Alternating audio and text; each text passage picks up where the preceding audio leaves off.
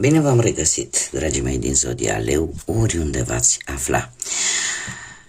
Bine ați venit tuturor, atât dragilor mei abonați, cărora trebuie să le mulțumesc din suflet pentru răbdarea de care au dat dovadă și înțelegerea lor, așa că mii de mulțumiri.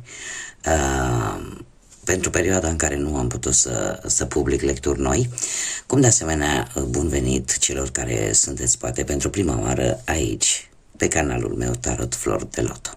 Azi voi face o lectură temporală, o lectură fără limită de timp, pe care voi să o puteți urmări oricând doriți sau atunci când apare în viața voastră.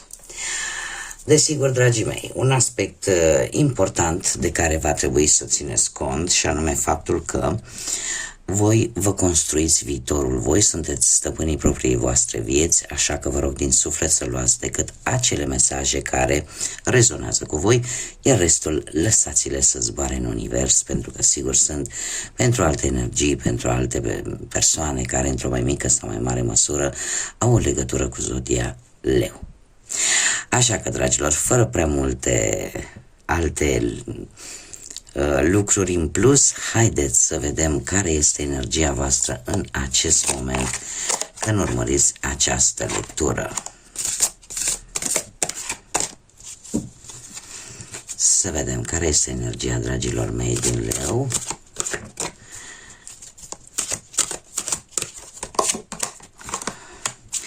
Și avem îngerul alchimiei și ne vorbește de un miracol.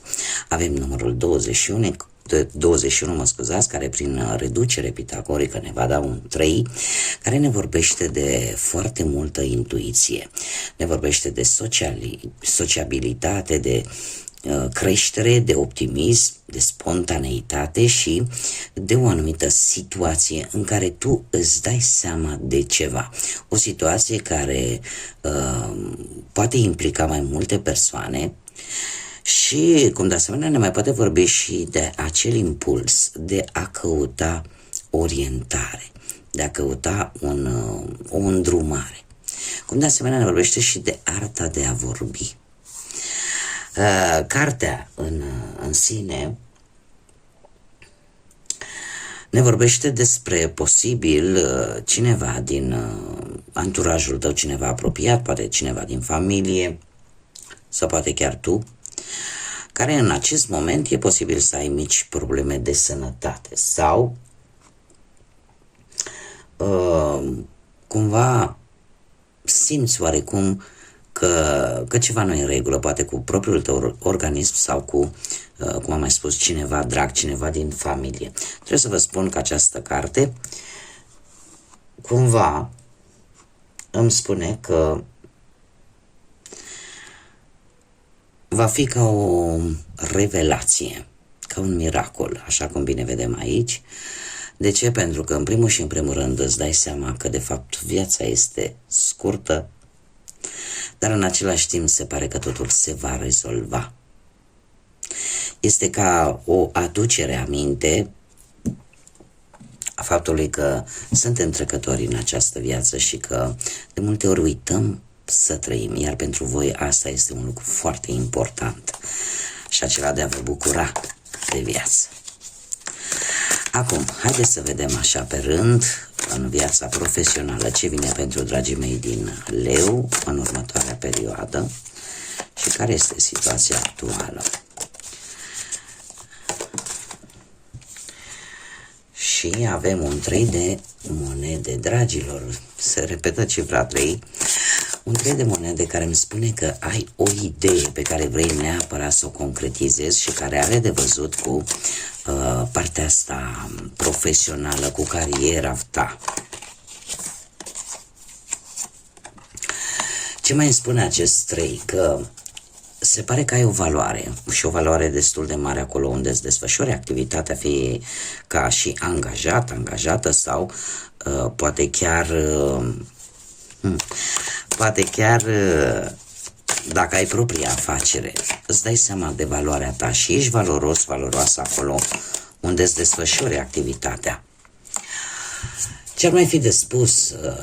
În ultima perioadă se pare că chiar dacă poate nu ai câștigat pe măsura muncii pe care tu ai prestat-o, totuși faptul că ești apreciată, că simți că ai o valoare în locul în care tu muncești, parcă asta te face să mergi înainte și să nutrești speranța că într-un viitor lucrurile cumva se vor aranja mult mai bine pentru tine și vei fi recompensat pentru munca pe care o prestezi. În prezent avem, bineînțeles, regele de bâte care vă și reprezintă pe voi, dragilor, care îmi spune că nimic nu te poate opri, că nu ți este frică de provocări, că deja ai o viziune de viitor pe termen lung. Și dacă poate unii dintre voi în acest moment au o perioadă, să zicem, un pic mai grea din punctul ăsta de vedere al muncii, este ceva trecător, este ceva temporar. De asemenea, mai spune că posibil să apară un anumit personaj în viața voastră profesională, posibil dintr-o zodie de foc, la fel ca și voi, berbec, leu, de ce nu, sau săgetător, care te poate ajuta, poate să-ți găsești de muncă sau este cineva în care tu poți avea încredere. Într-un viitor apropiat avem pajul de spade care îmi vorbește de nerăbdare, îmi vorbește de posibil de apariția unui nou job în care e posibil să fie nevoie de anumite documente, anumite hârtii care să ți se ceară în plus. Pajul de spade, de asemenea, mai vine și cu un aspect, un avertisment, și anume, mare grijă cu cine discutați, cu cine vă împărtășiți gândurile, dorințele voastre la locul de muncă, pentru că ele, la un moment dat, sau dacă aveți, nu știu, mici bârfe, aveți grijă cu cine le discutați, pentru că există posibilitatea ca cineva, poate chiar mai tânăr decât voi, să încerce să vă joace să vă joace așa un pic pe la spate. Și tot ceea ce voi discutați să ajungă la urechile șefilor, poate. Așa că mare grijă cu acest aspect. Pe plan bănesc, pe plan financiar, ați traversat, se pare, într-un trecut nu foarte îndepărtat, cu acest 7 de spade, ați avut parte de o trădare sau poate că ați investit în ceva ce nu v-a adus chiar foarte bune rezultate. Ce-ar mai fi de spus că unii dintre voi ați avut de luat niște decizii tare dificile în ceea ce privește banii, lucru care eu aș spune că, din câte văd aici cu ce se întâmplă în prezent, s-ar putea să vă fie adus un mic blocaj pe care îl aveți și în acest moment. Nu știu, ori din cauza unei trădări, ori a unei înșelăciuni, ori pur și simplu poate anumite minciuni la care ați fost supuși în trecut și care v-au făcut probabil să pierdeți niște bani, sau pur și simplu o decizie pe care voi ați luat-o într-o situație financiară și care chiar și în prezent cumva vă afectează. A fost o decizie în care nu doar banii s-au pierdut probabil și o parte din integritatea voastră, posibil, pentru unii, nu pentru toată lumea. În prezent, cum avem un 4 de spade, există, cum am mai spus, un mic blocaj financiar care, e adevărat, nu va dura, dar probabil că soluția pentru a rezolva o anumită situație financiară va veni cumva din exterior. Următoarea perioadă avem judecata care îmi spune că e posibil pentru unii dintre voi să apară anumite contracte, ori poate pentru a face anumite credite sau anumite documente favorabile pentru voi în a obține sau a rezolva anumite situații bănești. Trebuie să vă spun că judecata vine cu o ușoară stabilizare a finanțelor,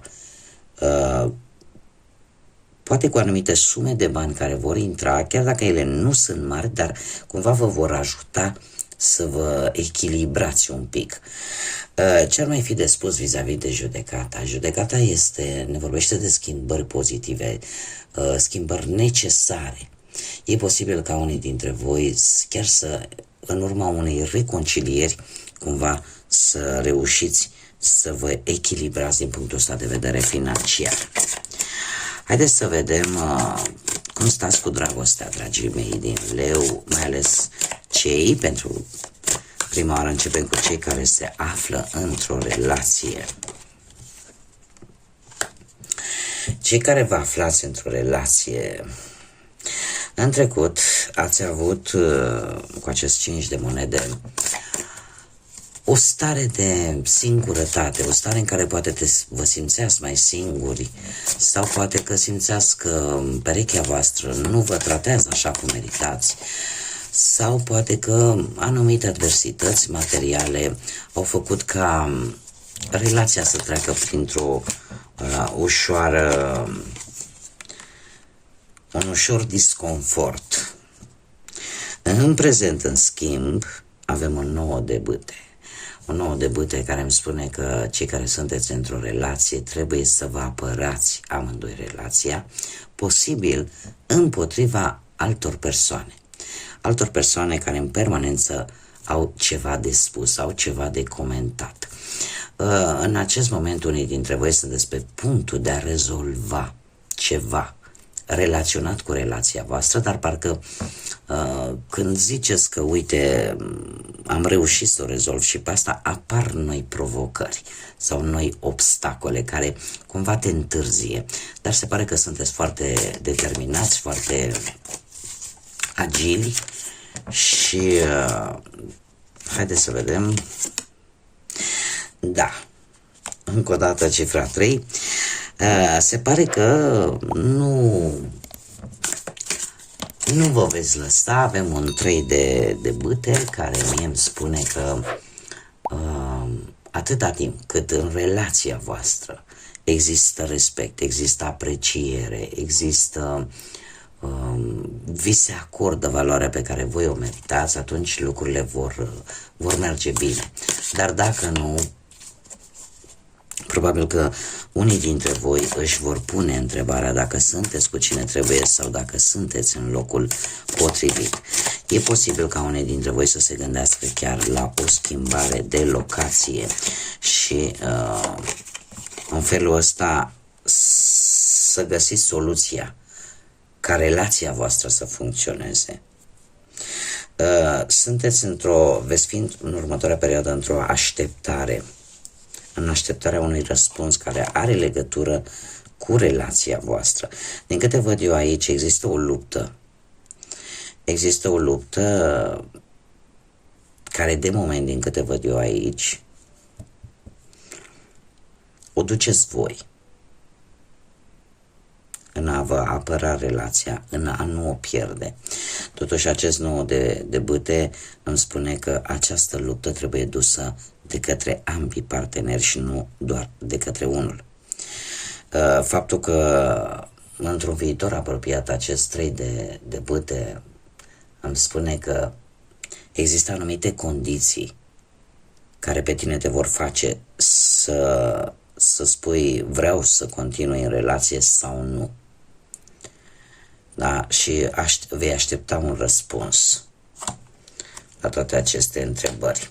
Haideți să vedem cei care sunteți singurei, poate în urma, din păcate, a văduviei sau în urma divorțului sau poate în urma unei separări sau poate pur și simplu nu ați reușit voi așa să vă găsiți jumătatea până acum. Dragilor, voi într-un trecut nu foarte îndepărtat, aș spune, ați traversat anumite lucruri și ați considerat că sunteți pregătiți, din punct de vedere cel puțin mental, sunteți pregătiți să începeți o nouă relație. Asta ce înseamnă? Că ați aflat poate un adevăr, sau poate v-ați propus să aveți un nou stil de viață sau un nou proiect de viață din punctul ăsta de vedere sentimental. În prezent avem un 4 de cupe care mie îmi spune că totuși e ceva la nivel mental care, într-adevăr, v-a făcut să vă gândiți, dom'le, sunt pregătit, gata, am lăsat totul în urmă, vreau să încep o nouă viață, vreau să am un nou stil de viață, da, cum v-am mai spus. Totuși, la nivel intern, în interiorul vostru, la nivel emoțional, sentimental, există ceva care încă din trecut nu vă dă pace. Există acolo în sufletelul vostru ceva care încă nu s-a vindecat și trebuie să vă spun un lucru. În momentul în care luăm decizia și spunem din punct de vedere rațional, logic, și spunem, știi, sunt pregătit să încep această nouă provocare.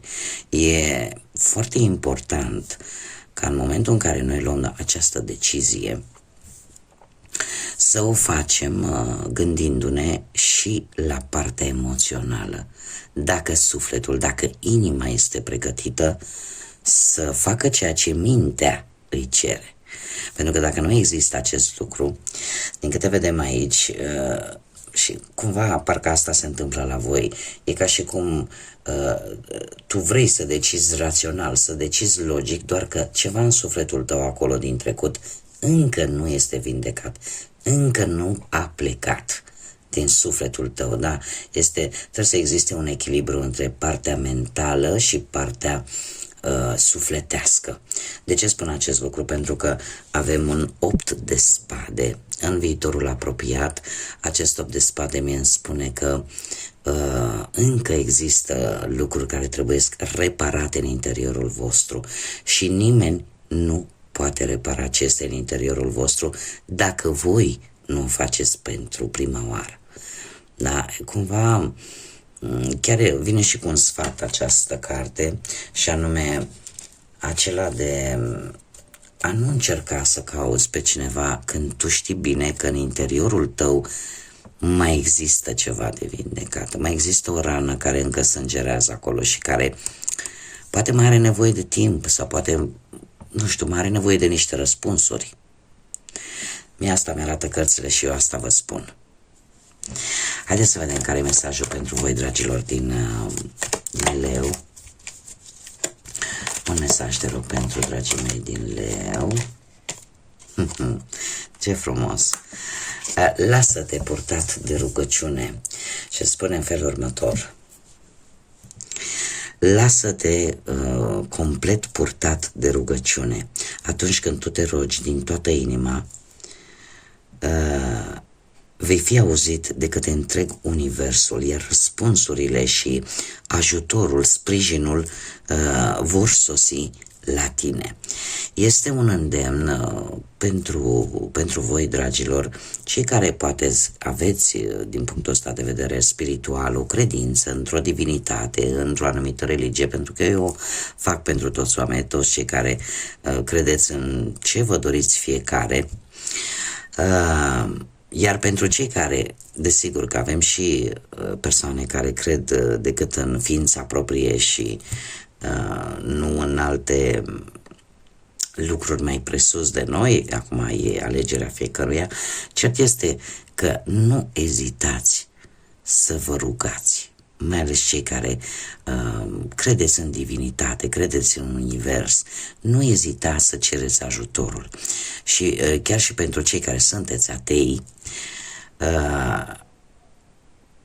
de multe ori, de-a lungul istoriei s-a dovedit faptul că chiar și cei mai înverșunați atei, la un moment dat, li s-a întâmplat ceva care le-a dat de înțeles că totuși undeva în universul ăsta mare există lucruri mai presus de noi și că noi suntem atât de mici. Dar încerc să mă mențin pe această linie a ateismului și trebuie să vă spun pentru voi, dragilor, încercați să credeți mai mult în voi. Da? Că de obicei cei care nu au niciun fel de credință cred decât în ei înșiși și atunci crezi în tine mai mult. Crezi în puterea ta de a merge mai departe, de a-ți lua acea putere, acea sursă de energie din propria persoană. Da? Pentru cei care sunteți atei. Iar restul e de la sine înțeles atunci când ne rugăm cu tot sufletul și cu toată inima. De multe ori, eu vă spun din propria experiență, nu este neapărat necesar să vedem lucruri ca să le putem simți. Bun, dragii mei, aceasta a fost lectura pentru voi. Încă o dată mii de mulțumiri tuturor leilor și leoaicelor abonații acestui canal care au avut atât de multă răbdare cu mine în aceste o săptămână și câteva zile în care nu am putut să public. Îmi doresc din tot sufletul, îmi era dor să fim împreună și iată că am ajuns. O să fie un pic mai greuț acum la început, dar eu sper să nu se mai întâmple nimic și să fim așa împreună, așa cum v-am obișnuit, cât mai des posibil. Așa că până data viitoare, când ne vom reîntâlni, eu ca de obicei vă doresc din tot sufletul să aveți parte de lucruri bune, de multă energie pozitivă și, desigur, să fiți iubiți, dragilor.